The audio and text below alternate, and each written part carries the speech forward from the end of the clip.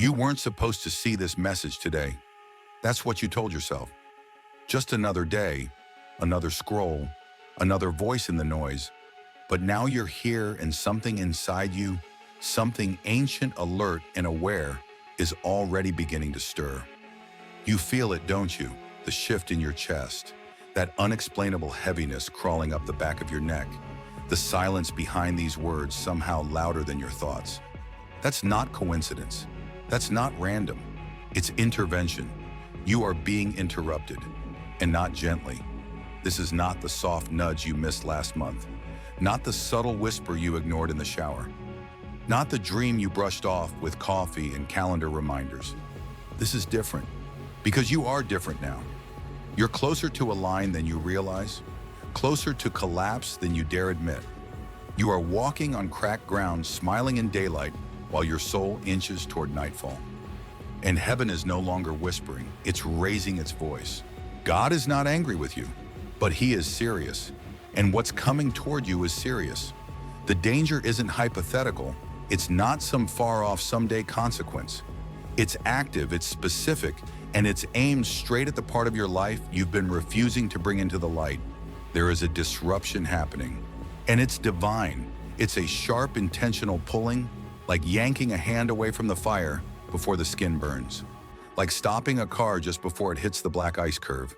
That's what this moment is. A rescue before the crash, a message before the hospital, a warning before the loss. Don't mistake the timing here. This is your window, and windows close. You think you have time. You don't. You think the worst will hold off. It won't. You think your silence protects you. It doesn't. The cracks you've ignored are spiderwebbing into fault lines. The decisions you've buried are sprouting consequences. And what looks like normal on the surface is eroding underneath. The scary part, you've adapted to it. You've gotten used to the numbness, normalized the fatigue, made peace with the ache. But God hasn't, and he won't, because numbness is not peace, and exhaustion is not surrender. And what you're calling just life is actually a slow slide into danger. So he's reaching through the noise, through the tiredness, through the screens and scrolling and sleepless nights. He's reaching through this very moment to call your name, to say one thing: you must act now. There are times when God whispers, there are times when he waits. And then there are moments like this, when he steps into the middle of your momentum, presses pause on your routine and says, that's far enough.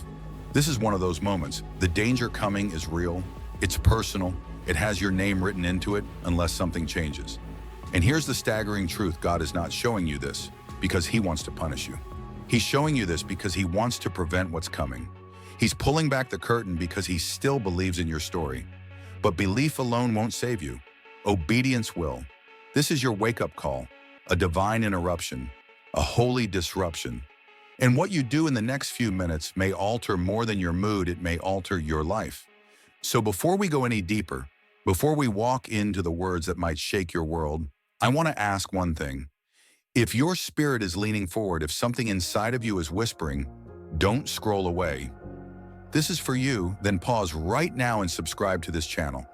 Not just to support us, but so that you never miss a message like this again. These words are more than information. They're protection. And sometimes the next message may be the one that helps you turn before the cliff edge shows up in your real life. Now take a breath. We're about to go deeper. You see, we often believe danger comes loudly, that it knocks down doors or explodes into rooms. But real danger, it's quiet. It disguises itself in routine. It creeps in through repetition, through the same arguments, the same escape habits, the same excuses that sound noble but leave us stuck. God sees what you don't, and what he sees right now is sobering. It's not a random health scare. It's not just life being hard. It's a spiritual deterioration that will manifest physically, emotionally, and relationally if not addressed now. You think he's exaggerating? Then ask yourself this: why does your soul feel heavy all the time? Why is peace something you remember but can't locate anymore? Why does every new opportunity feel like it's just another thing to manage, not something to celebrate? That's not just burnout. That's not adulting. That's what happens when you drift from the voice of your Creator. And the longer the drift, the harsher the wake-up call has to become. But today, this is the grace. This is the interruption before the ICU, before the betrayal, before the breakdown. God doesn't want to meet you in the emergency room. He wants to meet you here, in the stillness, while there's still air to breathe, while there's still time to turn around. So what needs to change? Start here, honesty. Where have you been hiding your exhaustion? Where have you ignored the gentle nudges? Where have you let your own voice drown out the voice of God? You already know. This message isn't revealing something new. It's confirming what you've been too afraid to name, that your soul is fraying, that your mind is stretched, that your habits are no longer harmless, they're harmful. And now comes the invitation to feel the grief before the loss, to weep now and not later, to adjust while there's still strength to move. This is mercy, not manipulation. And if your heart is beating faster, if your eyes are blinking a little slower as the truth starts to land, then good. That's God breathing life into dead places. That's conviction doing its sacred work. But conviction without response becomes condemnation. Don't let it sit there. Don't freeze under the weight of this moment. Move, change, let the light in. Because what's coming if you don't decay? Of the body, of the clarity, of the calling. Your potential is not bulletproof. Your health is not unlimited. Your relationships are not invincible. One more compromise, one more delay, one more. I'll get to it when life calms down, and you may wake up in a place that prayer can't instantly reverse. But if you act now, if you lean in, repent, surrender, and obey, then what was meant for ruin can become the reason for revival. That's the power of divine disruption. So the question is no longer, is this for me? It is. The question is, will you listen? Will you treat this not as content, but as a conversation with heaven? Will you let this moment become your marker, the day you turned before the wreckage, the day you saw the cliff and took the other road? God has already cleared the path. The detour is waiting, the angels are watching, and the shift can start today. The only thing missing, you didn't fall overnight. You've been unraveling quietly, not in public, not with chaos, but in small, silent ways, the kind that feel too minor to name, too familiar to fear. That's how most erosion begins. Not with explosions, but with compromise. Not with rebellion, but with permission. It starts with a skipped moment of stillness, a delayed prayer, a boundary loosened, a truth softened to make room for convenience. And from there, the spiritual weight you once carried with strength becomes a burden you start to drag. No one sees the shift. You still show up, you still smile, but under the surface, something is sinking. And this is exactly how the unseen war takes ground. Remember Elias, the young husband in the previous season of your life, the one whose laughter used to fill rooms, who once wept during worship without shame. He used to wake up early, sit on the porch with scripture, and coffee eyes lifted toward the Appalachian sky, whispering, "Speak, Lord, I'm listening." But now the porch is quiet. The coffee still brews, but it's drowned in headlines and habit. Prayer is postponed. Gratitude is muted. The word stays shut. Not because he stopped believing, but because he started drifting. And that's the danger when you don't even realize how far you've gone until the shoreline disappears. This war isn't waged with bullets. It's fought in decisions. And the battlefield is ordinary. The fridge at midnight, the couch after a long day, the unchecked tone in a conversation, the endless scroll that substitutes silence with noise. And each time you say just this once, or it's not a big deal, something sacred gets weaker. That's not guilt. That's insight. Because God is not trying to shame you for your exhaustion. He's trying to show you where it came from. You didn't wake up burnt out. You didn't suddenly grow bitter. You didn't lose your joy in one giant failure. You gave it away in inches. And what felt small then has become heavy now. That's why this part of the message matters. Because if you don't recognize the battlefield, you can't win the war. Let's talk about compromise. Real compromise is never loud. It doesn't announce itself. It slips in through justification. It says, I deserve this comfort. I've had a long day. At least I'm not doing what I used to do. This isn't as bad as other people. And the lie doesn't just convince you to lower the standard, it convinces you that lowering it is healthy, even wise. That's how spiritual erosion wears the mask of wisdom. And by the time you realize it, you're living in a house built on termite-chewed beams. Let's be clear, you weren't designed for this. The heaviness you feel, the brain fog that won't lift, the low-grade sadness that's turned into a silent roommate, these aren't normal. They're the alarms of your soul, gentle alerts that something is wrong beneath the surface. But like many, you've learned how to silence those alerts. You've called them stress or just being in your 30s or hormonal, maybe even seasonal. But what if it's spiritual? What if the malaise you carry isn't from your job or your relationship, but from years of tiny spiritual leaks you've never sealed? This is the war. It's not dramatic, it's quiet, and that makes it even more dangerous. Elias' wife Maren feels it too. Once a fiery intercessor with a journal full of prayers, she now falls asleep scrolling through real estate videos and things I'll never afford listicles. She used to anoint their apartment door and pray for their future children. Now she just prays that Elias will make it home without zoning out on the freeway again. They're good people, faithful people, but they're tired, and tiredness makes space for erosion. But here's the truth you must confront today. Fatigue is not failure, but unaddressed fatigue becomes permission. It gives the enemy room to whisper, "You don't have to fight today. You've already done so much. You're tired. You're still saved. Just rest. Just coast." And while there is rest in Christ, this version is counterfeit. It doesn't restore. It numbs. It quiets the alarms and lets the termites keep chewing. So let me ask plainly, what compromises have you allowed to stay simply because they didn't scream loud enough to scare you? What small habits now hold more power over your peace than they should? What private indulgences have turned into emotional dependencies? This isn't just a question of morals. This is a matter of momentum. You're not just risking your purity, you're risking your calling, your health, your legacy. God's not mad at you. He's trying to rescue the parts of you that are still salvageable. But he won't force your hand. The next move has to be yours. And I know it's hard, especially when you've gotten good at functioning with fatigue, when you've become a master at high performance with low joy. But the danger of that talent is this: it convinces you that as long as you can keep producing, nothing's really wrong. That's the lie Elias believed when he stopped checking in with God. That's the lie Maren believed when she stopped talking to him at all. Not because she hated God, but because the drift made it feel pointless. And that's the silent war convinced them to stay just busy enough to avoid reflection, just numb enough to call it peace, just functional enough to call it faith. But God sees the difference. He knows the distinction between faith and fatigue, and he's calling you back not just to survive, but to recover what erosion tried to erase. You must remember this: every action is a seed, and seeds grow even when you forget them. Every compromise, every delay, every shortcut that replaces prayer with distraction is a seed. And seeds don't stay seeds. They become patterns.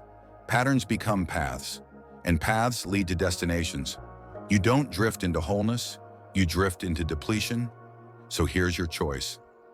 Will you keep walking with the termites, letting erosion steal quietly from the corners of your calling? Or will you stop now, assess the damage, and let God rebuild before collapse? The beauty of conviction is that it always comes with time until it doesn't. And today you still have time, but windows don't stay open forever. So here's what I urge you to do right now. Be radically honest. Take inventory of your soul the way you'd check a home after a storm. Where's the mold of bitterness hiding? Where did resentment seep in under the floorboards? What emotional leaks have you sealed with sarcasm and fake confidence?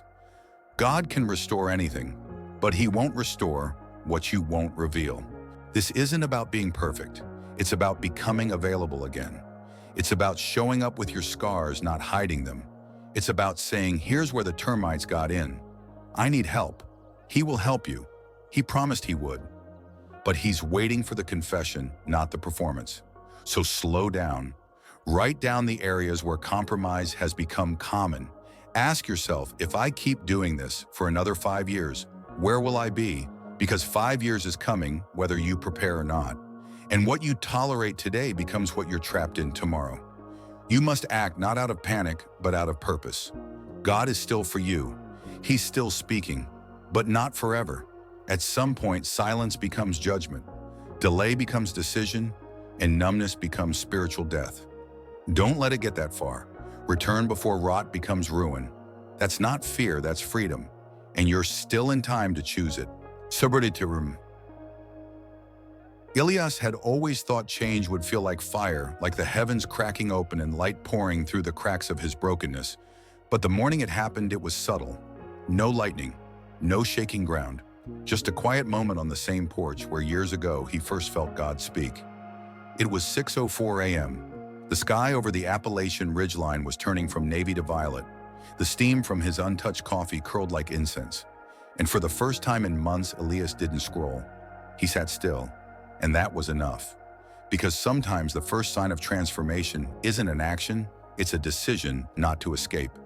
A sacred refusal to flee the moment. Something shifted in him. Maybe it was Maren's silence the night before her back turned in bed, her prayers gone cold. Or maybe it was the weight of his own forgetfulness. But there it was, the fork in the road. A spiritual intersection that every human soul eventually reaches. One road is continuation. It's the path worn deep by habit and compromise. It asks for nothing. It offers comfort. It preserves pride. But it leads to erosion, slow and sure. The other road is confrontation. It's uphill. It scrapes the skin of comfort. It demands change, repentance, humility. But it leads to clarity and peace and new strength. That morning, Elias felt the presence of God, not as thunder, but as pressure, as a deep pull in his chest, whispering, "You are not lost, but you must choose." That's where we all meet God. Not in the climax of disaster, but at the edge of our routines where one ominous pause can rewrite a future. And make no mistake, destiny can be rewritten. You're not bound to repeat what you saw in your father. You're not required to carry what crushed your mother. You're not sentenced to keep cycling through the same exhaustion, addiction, or avoidance that's poisoned your peace. But breaking a cycle requires one thing: an interrupting decision. Not a wish. Not a resolution, a decision. Elias didn't suddenly feel spiritual. He didn't download 7 devotionals or sign up for a fast. He simply whispered, "God, I miss you. I don't know what to say." And that whisper was enough to start moving heaven. You see, God's not waiting for performance. He's waiting for permission. For you to say, "I'm tired of pretending I'm okay." That's when turning begins. But the cycle doesn't break without resistance.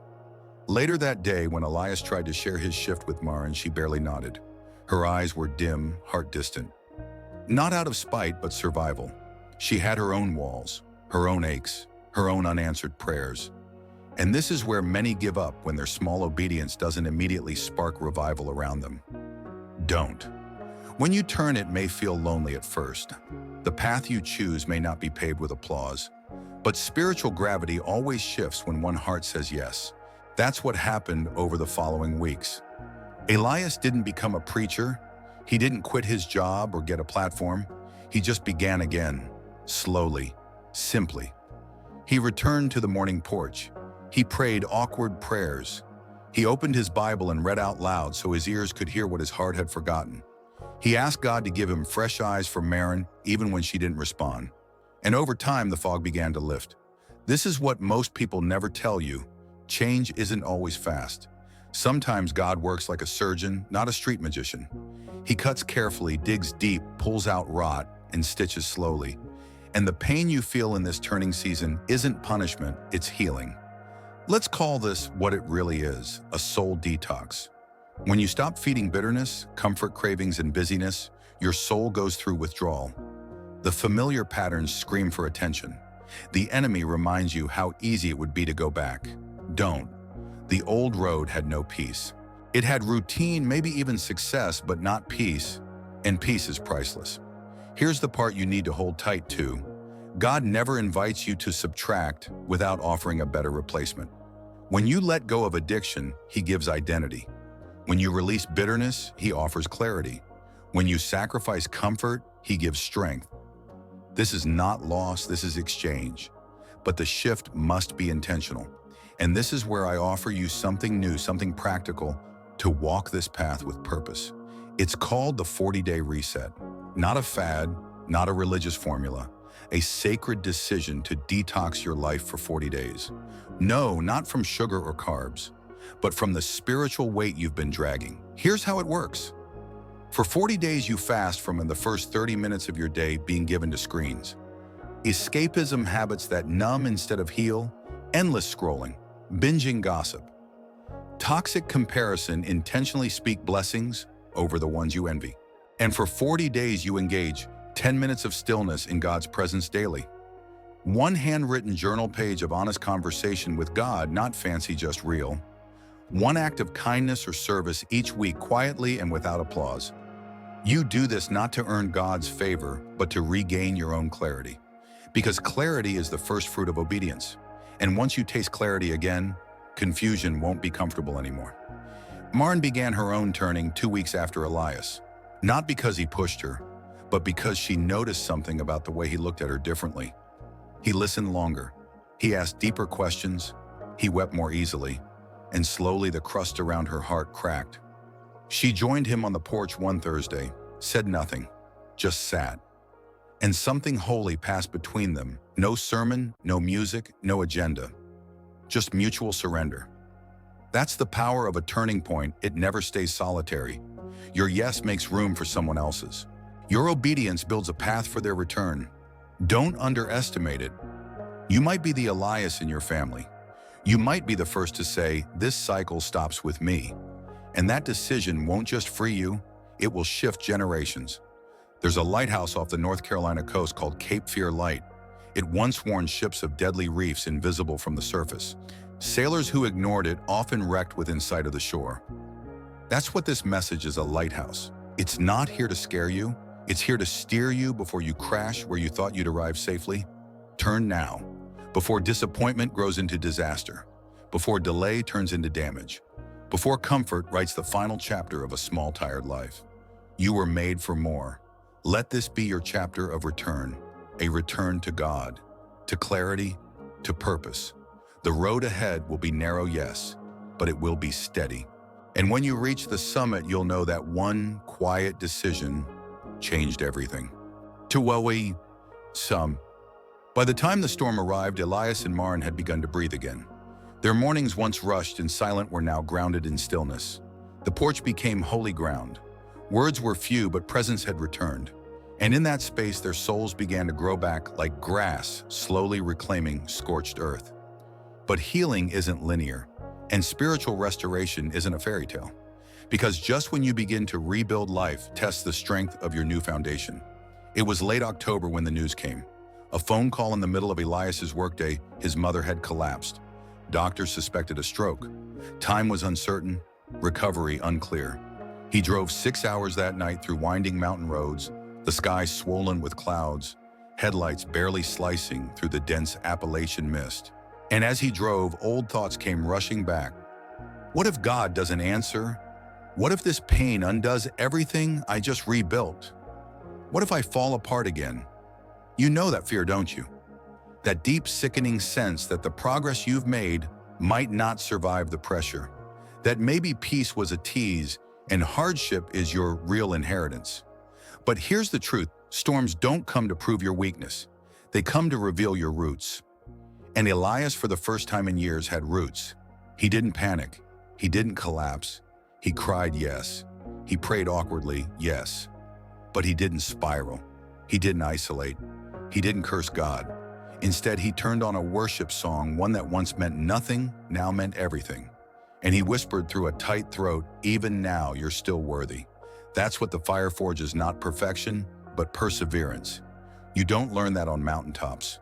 You learn it in hospitals, in traffic, in tension, in grief. You learn it in the unexplainable, even now prayers. When Elias arrived, he found his sister pacing and his father silent. Machines beeped. Nurses whispered. His mother, Eleanor, was pale, and still tubes in her arm monitors blinking like cautious eyes. And in that room, he did the only thing he could. He knelt beside her bed, laid his hand on her arm, and said out loud, "God, if you are who you say you are, then meet us here. Not because we deserve it, because we need it."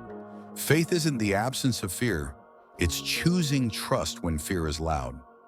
Maren joined them the next day. She'd driven alone, and for her, the storm didn't just bring medical fear. It reopened spiritual wounds. She had lost her own mother years earlier in the same hospital system.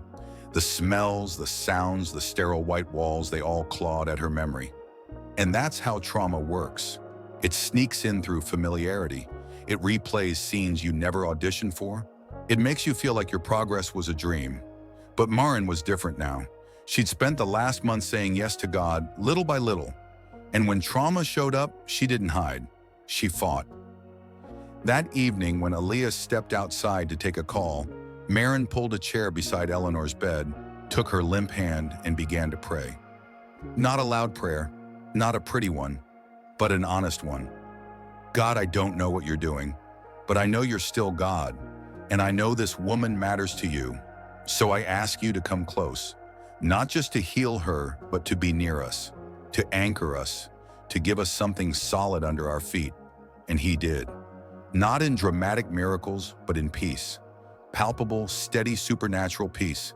The kind that softens voices, that calms tight shoulders, that holds you up when nothing else makes sense. This is where many people misunderstand faith. Faith doesn't guarantee avoidance of pain. It promises presence in the middle of it. The storm will still come. The difference is you don't face it alone. In the days that followed, Eleanor remained stable, then improved, slowly, steadily. Doctors were surprised. Nurses called it a quiet rebound. But Elias and Maren knew better. It was intercession. It was peace holding them together when grief tried to split them apart. And you need to know this too, God doesn't always change the circumstance, but he always changes the climate. The emotional, spiritual, and mental climate of your inner world is where faith thrives or dies. And when your climate shifts from panic to peace, from doubt to trust, you become unshakable. Not because storms stop, but because you've learned how to stand in them. By week's end, Eleanor was sitting up, smiling weakly, talking slowly. Her first words to Elias were, "You're different, baby," and he was. Because fire, when met with surrender, doesn't destroy it, refines. Let's pause here and reflect on what this means for you. What storm are you in right now? Maybe it's medical, maybe it's emotional, maybe it's the weight of a decision no one else knows about. Maybe it's the fear that what's ahead might be worse than what's behind. Wherever you are, God's presence has not left. He is not pacing heaven worried about your outcome. He is with you in real time, offering a kind of peace that doesn't match your environment. But you must reach for it, like Elias in the car, like Maren beside the hospital bed. Not with eloquent prayers, but with honest ones. Say, God, I can't carry this. Say, God, I don't know how to keep going. Say, God, if you don't show up, I won't make it. And you will feel it, not a rescue from the storm, but a rescue inside the storm. That's the greater miracle. Peace in chaos. Stillness in motion, faith in fire. This chapter of Elias and Maren's journey was not glamorous. It didn't end with sudden wealth or viral testimony. It ended with peace, real peace. The kind that lets you sleep even when outcomes aren't certain. That's what I want for you. And it starts with one step: invite God into your reality, not your fantasy version of how things should be. He doesn't need the cleaned up version of your heart. He wants the mess, the worry, the disappointment, the confusion. And when you offer it, he gives you what no one else can: unexplainable strength. The storm is not your enemy. The real enemy is the belief that you must face it alone. Don't believe that lie. You have help. You have hope. You have a Savior who specializes in midnight visits, hospital rooms, broken hearts, and fraying faith. You are not alone in this storm. And it won't be the end of you. It may just be the beginning of something stronger. Eleanor came home 2 weeks before Thanksgiving. The porch at Elias and Maren's mountain home, once marked by silence and distance, now rang with Story's light laughter and the soft shuffle of Eleanor's slippers. A chair had been added just for her, facing the hills she used to tell bedtime stories about. Maren often brought blankets. Elias made extra coffee. And together they watched the fog lift each morning, both outside and within. But while the storm had passed, something deeper had begun stirring beneath the surface. It was no longer just about survival, it was about purpose. Because when you endure the storm and come out intact, something awakens inside you, a holy burden, a sense that you weren't kept alive just to return to the old way of living. Elias began to feel it first. It started with a conversation at church. A younger man approached him after service, eyes full of tension and voice shaking. He said, "I saw how you prayed for your mom. I've never seen someone pray like that without panicking." Elias didn't know what to say. He hadn't planned it. He hadn't even felt strong at the time. But the young man added, "It calmed me. I want to know how to carry myself like that." And just like that, something shifted. That night, Elias sat on the porch long after Maren and Eleanor had gone to bed. The stars were bright. A steady wind moved the trees. And in that quiet, Elias asked a question he hadn't dared to speak aloud in years. "God, is there something you want me to do?" The answer wasn't loud. It didn't come with a flash. It came as a gentle but unmistakable clarity. "Yes, I've been waiting." You see, calling isn't always delivered in thunder. Often it's discovered in stillness after the storms, when nothing's demanding your attention, and yet something inside won't settle. And that's when you realize the survival wasn't the point, the assignment is. What if everything you walked through wasn't just for you? What if the sorrow you survived, the pain you healed, the nights you didn't quit, all of it was preparation, not to preach a sermon, not to write a book, but to stand clear-eyed, steady awake, and become a living example of what redemption actually looks like? That's what Elias and Maren were stepping into now. Purpose. And that purpose didn't wait for perfection. It began in the daily decisions to live awake. Maren felt it too. She began opening her journal again, not just to record prayers, but to write encouragement for other women navigating exhaustion and spiritual confusion. She emailed one to a friend. That friend passed it along to 5 more. Within 2 weeks, a dozen women were messaging Maren asking for more. One of them wrote, "You put into words what I've been scared to admit. I feel like I can breathe again." And Maren realized that what once silenced her, the feeling of failure, the burnout, the fog, was now the very thing God was using to wake others up. That's the miracle of divine calling. What tried to bury you becomes the foundation God builds on. You don't have to be famous. You don't need a stage. You don't need millions of followers. All you need is clarity, obedience, and a willingness to let your scars show. Because your scars speak a language someone else understands. They say you're not alone. I've been there. There's hope. That's what Elias did when he started leading a small men's group at church. Just 6 guys. No microphones. Just raw honesty. He called it the second porch, a place for men who had lost their sense of spiritual direction but wanted to find their way back. Every week they met. Some brought Bibles, some didn't. But every man brought his truth, and in that circle, healing began to happen. And Elias, he wasn't just leading. He was finally living the man he once asked God to make him. Purpose didn't show up in a lightning bolt. It walked in quietly through doors of obedience. And this is what I want to say to you clearly as we close. You're not here by accident. You didn't make it this far just to go back to coping and calling it normal. The fact that you've survived what you have is proof you're not done. You're being called, and not just called to escape destruction, but to awaken others with your story. You have something to give now, clarity. You fought for peace that cost you something, truth born from the fire you passed through. You may think I'm not ready, but God says you're exactly on time. The enemy will whisper you've wasted too much, but God says redemption rewrites time. The enemy will say, who do you think you are? But heaven answers chosen, appointed, sent. You may not see the full picture yet. You may still feel tremors from the storm, but that doesn't disqualify you, it prepares you. And if you're willing to step out just a little, just enough, doors will open that fear tried to keep locked. So here's your invitation. Start small, host a conversation, write the encouragement, pray with someone, show up with grace in a place you used to carry shame. Offer what you have, even if it still feels unfinished, because someone is waiting on the other side of your yes.